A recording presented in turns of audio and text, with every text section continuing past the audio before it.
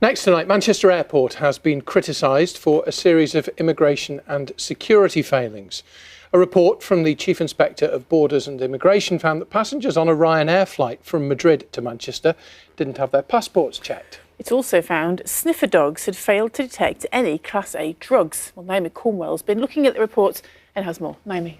Yes, this looked at customs and immigration at Manchester Airport, mainly people and products coming in from abroad.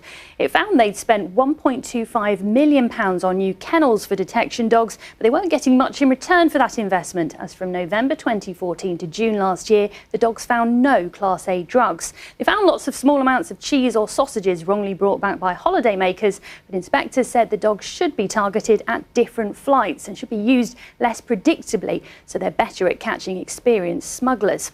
The report says it's not always clear why people arriving at the airport have been given leave to enter the country. In 12 of 50 cases where immigration officers let them in, the recorded evidence pointed towards refusal.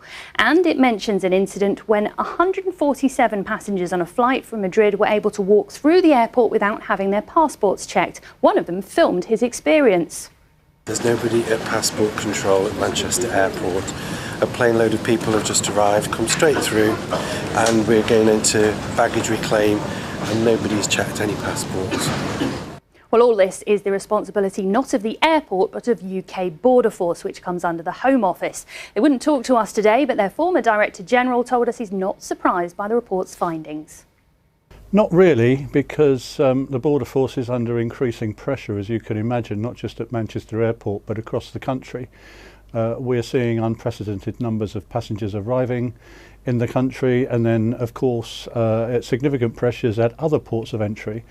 And so the Border Force is having really to cover a significant number of inlets into the UK with a static and diminishing resource. The Border Force says it's now improved record keeping for immigration decisions, is targeting high priority commodities, i.e. drugs rather than food, and it says passengers can no longer exit the arrivals hall if the controls are not staffed. Thanks, Naomi.